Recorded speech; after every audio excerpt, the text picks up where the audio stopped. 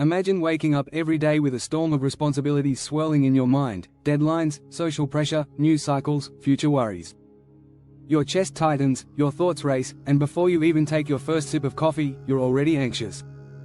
Now imagine handling that with the calm, composed mindset of a Roman emperor. Marcus Aurelius, the most powerful man in the world at his time, faced plagues, war, betrayal, and death, yet he remained composed. Not because he was immune to fear, but because he trained his mind to manage it. Marcus Aurelius was not just an emperor, he was a Stoic philosopher. And through his private writings, what we now call meditations, he left behind a timeless mental blueprint for managing anxiety in any age, including our own. Marcus believed one essential truth: you cannot control what happens around you, only how you respond to it. This wasn't just a comforting phrase, it was the foundation of his inner strength. Every day, he deliberately reminded himself that he would encounter rude, ungrateful, selfish people. That life would be unpredictable. That illness, discomfort, and loss were inevitable. And instead of panicking, he practiced acceptance. Instead of reacting, he chose to respond. He wrote down his thoughts every single day. But he wasn't journaling for Instagram or for future generations, he was writing to himself. To remind himself of who he wanted to be. This habit gave him clarity. It was mental armor. It turned vague fears into specific thoughts he could challenge, examine, and release. During one of the deadliest pandemics of ancient history, the Antonine Plague, he didn't run. He didn't crumble. He didn't lash out. He stayed, governed, reassured his people, and kept the empire stable. Not because he wasn't scared, but because he had practiced managing that fear every single day. And here's where this becomes relevant to you. Because the same strategies that helped Marcus Aurelius stay calm through plague, war, and betrayal, can help you manage anxiety today.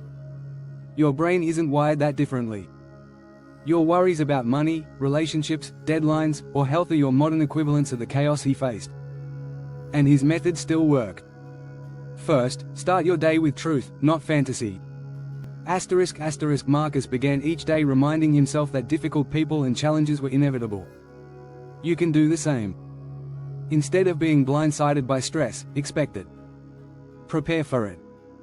That way, it doesn't knock you off center when it arrives. It's just Tuesday. Second, journal not to perform, but to process. Write down your thoughts each morning or evening.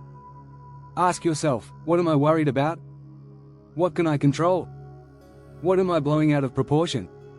When you get your thoughts out of your head and onto the page, you see them clearly. You shrink the monster. Third, practice negative visualization. This may sound strange, but Marcus did it daily. He imagined losing the things he loved, his position, his family, even his own health. Why? Because by rehearsing loss, he trained his mind to be grateful for the present and emotionally ready for hardship. This isn't pessimism, it's preparation. Fourth, accept discomfort as a teacher, not a punishment.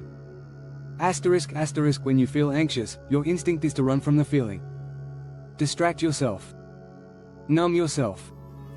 But Marcus teaches us to sit with it. Observe it. Ask, what is this feeling telling me? Often, anxiety points to a value misalignment or an unmet need.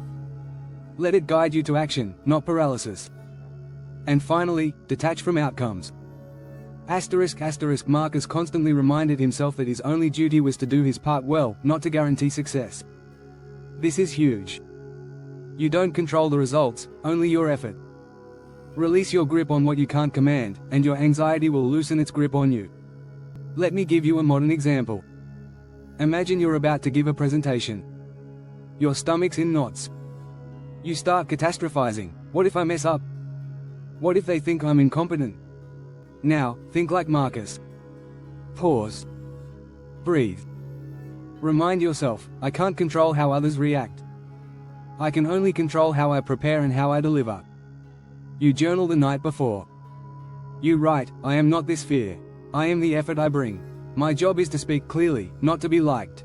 You visualize the worst case scenario, maybe someone rolls their eyes. So what?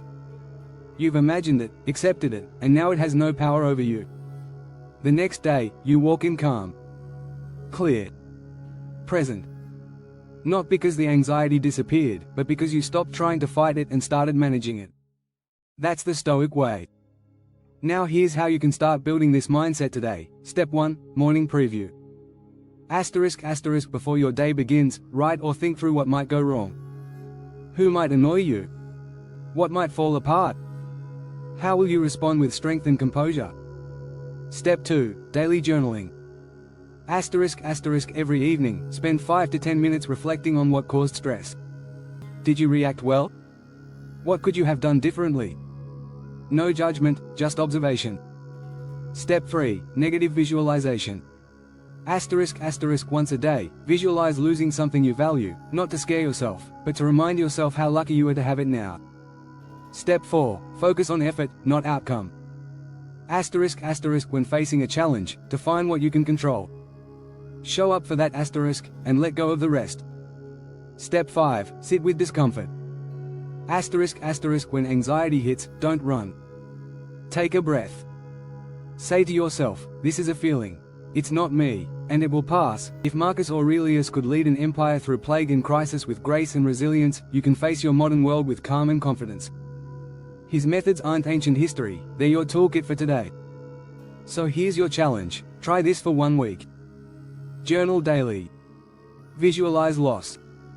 Reflect at night. Observe your anxiety like a scientist, not a victim. You'll be surprised how much calmer, more focused, and more powerful you feel, not by escaping your stress, but by mastering your response to it. Start today. Pick up a pen. Take a breath. And choose to meet your anxiety like a stoic, calm, composed, and unshaken.